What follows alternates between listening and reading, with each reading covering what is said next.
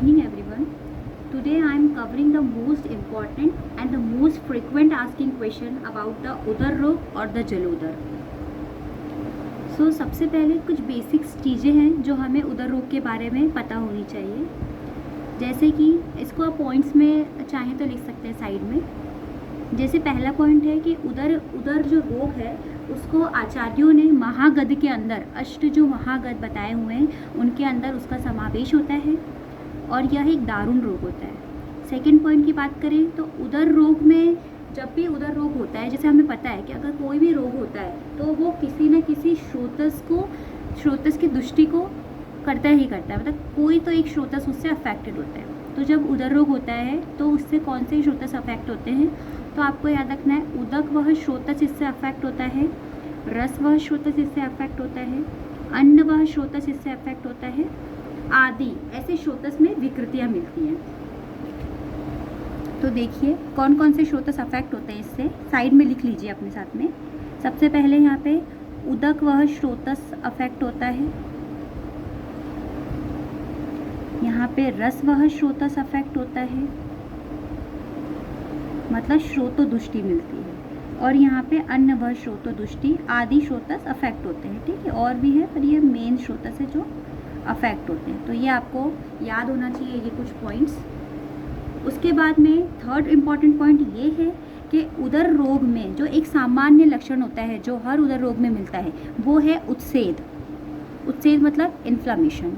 अब कुछ लोग सोच रहे होंगे कि उत्सेद और शोथ मतलब जो इन्फ्लामेशन है उसमें डिफरेंस क्या है. तो देखिए कि चक्रपाणी जी ने बताया है कि जो शोथ होता है वो बाह्य त्वचा का उत्सेद होता है, जबकि उदर रोग में आभ्यंतर त्वचा मतलब जो हमारी पेरिटोनियल लेयर होती है उसमें अगर इन्फ्लामेशन होती है तो हम उसे उत्सेद से संबोधित करते हैं. ठीक है. उसके बाद में नेक्स्ट पॉइंट ये है कि जो हमारा उदर होता है वो सभी को पता है कि वहाँ पे बहुत सारे कोष्ठ अंग होते हैं, वहाँ पे अवयव होते हैं. अगर हमें पता लगाना है, हमें संप्राप्ति बनानी है, हमें डायग्नोसिस प्रिपेयर करना है, तो उसके लिए हमें पता होना चाहिए कि उदर में क्या क्या वस्तुएं होती हैं, क्या क्या चीज़ें होती हैं जो विकृत होती हैं, देन उदर रोग होता है. ठीक है. तो उदर रोग में सबसे पहले नोट करिएगा क्या होता है. वहाँ पे पाचक पित्त का स्थान होता है, रंजक पित्त का स्थान होता है, समान वायु का स्थान होता है, अपान वायु का स्थान होता है और क्लेदक कफ का स्थान होता है. ठीक है. I am repeating.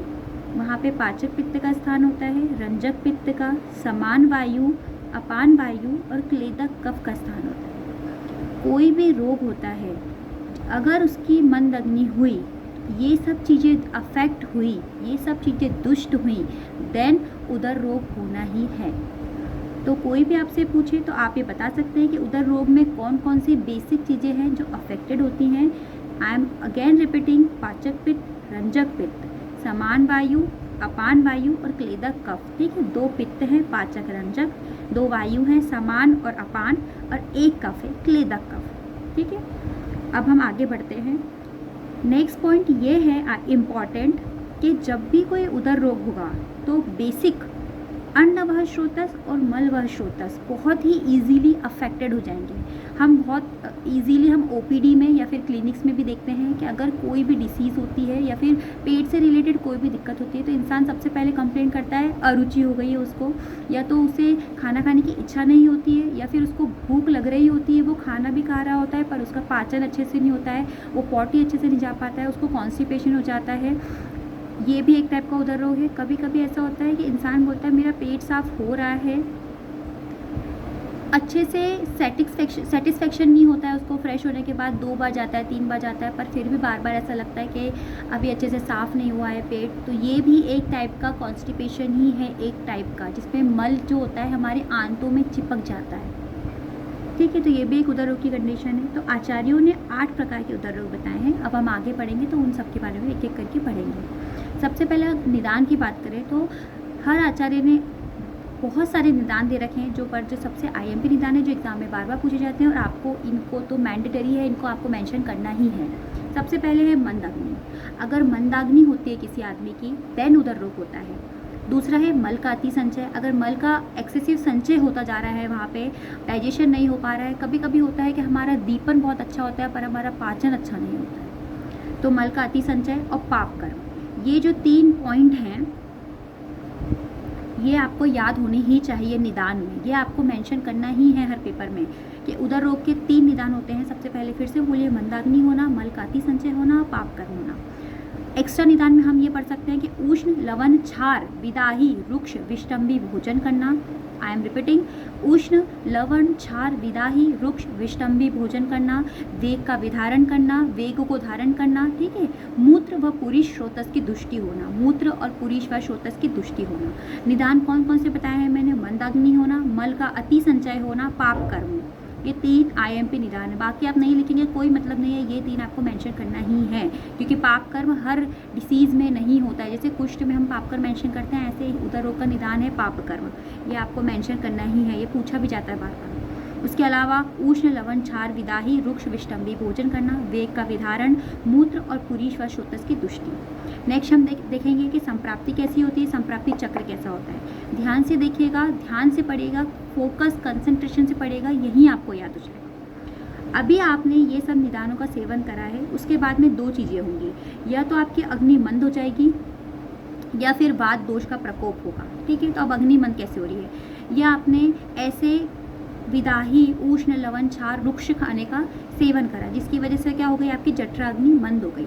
जठराग्नि मंद होने की वजह से क्या हो गया? क्या स्टेज आई? अजीर्ण। अजीर्ण मतलब यहाँ आपका खाना पच नहीं रहा है, इसकी वजह से क्या हो गया? ग्रहणी में विकृति हो जाएगी। ग्रहणी, जहाँ पे हम मानते हैं आयुर्वेद में कि यहाँ हमारे अन्न का पाचन हो रहा है, तो यहाँ पे क्या हो जाता है? विकृति आ जाती है। इसकी विकृति होने की वजह से, अग्नि की विकृति होने की वजह से क्या होता है? जो हमें सार मिलता है, जो हमें एनर्जी मिलती है, जो हमें रस धातु मिलता है, रस मिलता है, वो क्या होता है? वो हमें अपक्व मिलता है। अपक्व रस धातु मिलने की वजह से वहाँ पे क्या होता है? आम की उत्पत्ति होती है, और आम की उत्पत्ति हुई तो हम आयुर्वेद वाले जानते हैं कि विष है ये एक तरीके का, ये डिसीज़ कॉज करता है। तो अपक्व रस धातु के निर्माण के बाद यहाँ आम की उत्पत्ति होगी, और आम की उत्पत्ति होना मतलब वहाँ पे दोषों का संचय होगा। दोषों के संचय होने की वजह से क्या होता है? दोष वहाँ पे इकट्ठे होने लग जाएंगे। इकट्ठा होना मतलब अब किसी और स्रोतस का अवरोध होना। दोष इकट्ठे हो रहे हैं वहाँ पे, मतलब स्रोतस को ब्लॉक करने जा रहे हैं वो लोग, ऑब्स्ट्रक्शन करेंगे। तो क्या क्या करेंगे? उदक वह स्रोतस, स्वेद वह स्रोतस और पुरीष वह स्रोतस का अवरोध हो जाएगा। किस किस का? उदक का, स्वेद का, पुरीष का, क्योंकि अंदर अग्नि है, बढ़ रही है, पर वो बाहर नहीं जा पा रही है, ठीक है। अब इनकी वजह से क्या होता है कि स्रोतस में मल का संचय होने लग जाता है। क्यों? मार्ग अवरोध हो गया है, मल का संचय होने लग जाएगा। अब यहाँ पे एक स्टेज आएगी जब प्राणवायु, अपान वायु और जठराग्नि यहाँ पे दूषित हो चुकी है अच्छी तरीके से। यहाँ क्या होगा कि शरीर में ऊष्मा की वृद्धि होने लग जाएगी। जब शरीर में अग्नि बढ़ती जाएगी और उसको पाचन के लिए कुछ चीज़ें नहीं मिलेगी, तो वो क्या करने लग जाएगी? धातुओं का पाचन करने लग जाएगी। जैसे ही धातुओं का पाचन बढ़ जाएगा, धातु लिक्विफाई होने लग जाएंगे। लिक्विफाई होने लग जाएंगे मतलब वहाँ पे फ्लूइड बढ़ने लग गया है, तो धातु द्रव्यांश की अधिकता हो जाएगी। अब वहाँ पे द्रव्य आ गया है तो प्रसर प्रवृत्ति आने लग जाएगी। प्रसर प्रवृत्ति की वजह से उदर गुहा जो होता है वहाँ पे ये जो प्रसर, जो लिक्विड द्रव्यांश है वो इकट्ठा होने लग जाएगा। तो उदर गुहा में संचय मतलब यहाँ पे जो उदर की जो हमारी कैविटी है, एब्डोमिनल कैविटी है हमारी, वहाँ पे क्या हो जाए? ये फ्लूइड कलेक्ट होने लग जाएगा, जिसकी वजह से क्या होता है? पेट फूलने लग जाता है, उदर की वृद्धि होती है, एंड देन उदर रोग होने लग जाता है। ये हुआ जब हमारी अग्नि मंद हो गई। अगर निदान का सेवन करने की वजह से अगर वात प्रकोपित हो जाता है तो क्या होता है? वात प्रकोपित हुआ, वात प्रकोप हो गया है, तो इसने क्या कर दिया है? स्वेद का, उदक का अवरोध कर दिया है। स्वेद वह स्रोतस और उदक वह स्रोतस का अवरोध कर दिया है, जिसकी अब वहाँ अवरोध होने की वजह से क्या हो गया है? वायु का बीमार गमन। अगर वायु का बीमार गमन हो गया है तो अपक्व रस धातु जो दिखा रखा था हमने, यहाँ देखा है कि अपक्व रस धातु का निर्माण होने लग जाता है, जिसकी वजह से उप स्नेह उदक त्वचा में आश्रित, जो हमारा उप स्नेह होता है वो क्या होता है? उदक जो लेयर होती है, हमारी कैविटी होती है, वहाँ पे इकट्ठा होने लग जाता है, जिसकी वजह से पेट फूलने लग जाता है और वहाँ पे उदर रोग उत्पन्न हो जाते हैं। ठीक है। हम एक बार फिर से संप्राप्ति चक्र देखते हैं कि निदान का सेवन जो मंद अग्नि, मल का अति संचय और पाप कर्म है, या फिर उष्ण लवण क्षार विदाही रुक्षवेष्टम्भी भोजन करते हैं। तो निदान का सेवन करा हमने, जिसकी वजह से दो कंडीशन आती है, अग्नि मंद होती है, वात का प्रकोप होता है। अग्नि मंद होने से क्या होता है, अजीर्ण हो जाता है, क्योंकि अग्नि कम है, अब आपका खाना नहीं पचेगा, अजीर्ण हो गया है। अजीर्ण होने से आपकी ग्रहणी में विकृति आ गई है, ग्रहणी में विकृति आई मतलब क्या हो गया, अब अग्नि ही कम है तो क्या होगा, अपक्व खाना होगा, खाने अच्छे से पक नहीं पाएगा, तो अपक्व रस धातु का निर्माण होता है। जो रस धातु तो बनेगा ना, पर अब वो कैसे बनेगा, अपक्व बनेगा। अपक्व बनने की वजह से वहाँ पे आम की उत्पत्ति हो जाएगी, और ये सभी चीज़ों का कारण होता है, क्योंकि यहाँ पे दोष का संचय हुआ, उसने उदक, श्रोतस, पुरी, स्वेदवह, पुरीशवह का अवरोध कर दिया, वहाँ पे मल का संचय हुआ। अब ऊष्मा इतनी ज़्यादा है कि उसने धातु का पाचन करके उसे द्रव्यांश कर दिया। अब ये जो द्रव धातु है वो हमारे उदक वह श्रोतस, अब उदक वह उदक गुहा मतलब जो हमारे एब्डोमिनल कैविटी है वहाँ संचित होने लग गया, जिसकी वजह से हमारे उदर में वृद्धि हुई और हमारा उदर रोग उत्पन्न हुआ। ऐसे ही सेम वात में भी ऐसे ही है कि वात के प्रकोप होने से स्वेद और उदक वह श्रोतस में अवरोध हो गया, वायु का विमार गमन हुआ, अपक्व रस धातु का निर्माण हुआ। जो उपस्नीय होता है वो उदक की त्वचा में आश्रित होने लग गया, जिसकी वजह से उदक बढ़ा, हमारा पेट फूलने लग गया और बढ़ने लग गया साइज में, और उदर रोग होने लग गया।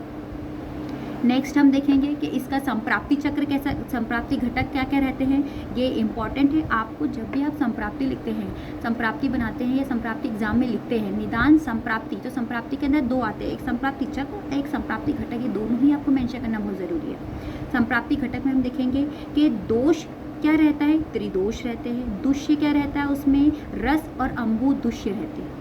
अधिष्ठान उदर, ऑब्वियस सा बात है। श्रोतस कौन कौन से दुष्य रहते हैं, बार बार पूछा जाता है, तो रस वह, अन्न वह, स्वेद वह और पुरीश वह श्रोतस अफेक्टेड रहते हैं। श्रोतस दुष्टि देखेंगे तो देखिए संग, ऑब्स्ट्रक्शन भी हुआ था, जिसकी वजह से विमार गमन भी हुआ था वायु का। ठीक है, कुछ याद करने की चीज़ें नहीं, अगर आप ध्यान से बार बार देखेंगे तो दोनों चीज़ें समझ में आ जाएगी। अग्नि में क्या होता है, अग्नि में मंदता आ जाती है, स्वभाव कैसा है इसका, दारुण है, हमने पहले ही पढ़ लिया था। साध्यता की बात करेंगे तो ये सभी उदर रोग कृच्छ साध्य होते हैं। एक बार और देखेंगे, त्रिदोष दोष रहता है, दुष्य में रस और अंबु रहते हैं, अधिष्ठान उदर रहता है, श्रोतस में रस, अन्न, स्वेद, पुरीश वह श्रोतस की दुष्टि इन्वॉल्व रहते हैं। दुष्टि में संग और विमार गमन होता है, क्योंकि ऑब्स्ट्रक्शन भी होता है आम की वजह से, और उसकी वजह से दोषों का संचय हुआ, देन वायु विमार गमन करती है। अग्नि में मंदता आ जाती है, स्वभाव दारुण रहता है, और साध्यता कृच्छ साध्य रहती है। अगर हम आगे बात करें, सामान्य लक्षण की बात करें, तो अगर कभी भी आपको कोई भी पेट से रिलेटेड समस्या हुई हो, या फिर आपके आसपास किसी को भी इससे ऐसी कंडीशन आई हो, तो आप उससे को रिलेट करिएगा। सामान्य लक्षण होता है उदर में आद्यमान, पेट हमारा फूलने लग जाता है, आटोप होने लग जाता है, हमें पेट में गुड़गुड़ाहट होती है। ठीक है, चलने में असमर्थता, कभी कभी हम चल भी नहीं पाते, इतना तेज़ दर्द होता है। दुर्बलता हो जाती है, अग्निमंद हो जाती है, शोथ हो जाती है, उत्सेद होता है, ठीक है, सूजन आ जाती है, अंगों में पीड़ा होती है, मल व अपान वायु रुकावट सबसे कॉमन है। अगर पेट में कोई भी दिक्कत हुई तो मल का संचय और अपान वायु रुक जाती है, अवरोध हो जाता है उसका, दाह होने लग जाती है, काशर्य, ऑब्वियस ही बात है, दुर्बलता आएगी तो इंसान का शरीर दुबला होने लग जाएगा, गंड प्रदेश में चिकनापन रहेगा और तंद्रा रहती है। ठीक है, अब आचार्य ने उदर रोग के 8 भेद बताए हुए हैं। अब हम देखते हैं 8 भेद कौन कौन से हैं। तो सबसे पहले बताया है वातोदर, जिसको हम फ्लैटुलेंस बोलते हैं, जिसमें वायु रुक जाती है, पेट फूलने लग जाता है। पित्तोदर, जिसको हम हेपेटोमीगेली बोलते हैं। कफोदर, जिसको हम एसाइटिस बोलते हैं ड्यू टू रीनल डिसीज। सबसे पहले क्या है, वात पित्त कफ, वातोदर, पित्तोदर, कफोदर। फिर देन है सन्निपातोदर, सन्निपातज जो होता है, ये सन्निपातज होता है, सन्निपातोदर, जिसको हम लिवर सिरोसिस से कंपेयर करते हैं। फिर ये 4 हो गए, वात पित्त कफ सन्निपातज। इसके बाद आपको 4 चीज़ें याद रखनी, यक्रोदर, यकृत उदर, यकृतोदर, जिसको प्लीहोदर भी बोलते हैं, जिसको हेपेटोस्प्लीनोमेगैली बोलते हैं, हम इससे कंपेयर करते हैं। फिर आ जाएगा बद्ध गुदोदर, बद्ध मतलब रुका हुआ है, तो इंटेस्टाइनल ऑब्स्ट्रक्शन, बद्ध गुद बंद होना, तो इंटेस्टाइन में ऑब्स्ट्रक्शन होना। छत उदर, ठीक है, इंटेस्टाइनल परफोरेशन, जहाँ पे परफोरेट हो जाती है इंटेस्टाइन। फिर एक आता है जलोदर, जिसको दक्कोदर भी बोलते हैं, जिसको हम ग्रॉस एसाइटिस बोलते हैं, जो मोस्ट आईएमपी है। क्वेश्चंस ऐसे ही पूछा जाता है कि उदर रोग को समझाते हुए जलोदर के बारे में बताइए। तो आपको उदर रोग के उसमें आपको निदान, संप्राप्ति चक्र, संप्राप्ति घटक और सामान्य लक्षण बताएंगे। ये 5 नंबर इन्वॉल्व कर लेगा, और 5 नंबर, सिर्फ 5 नंबर जलोदर इन्वॉल्व करता है। कंफ्यूज बिल्कुल मत होइएगा। अगर जलोदर आता है तो भी आपको एसाइटिस के बारे में समझाना है, अगर दक्कोदर लिखा आता है तो वो भी एक तरीके से आपसे जलोदर ही पूछ रहा है, ठीक है।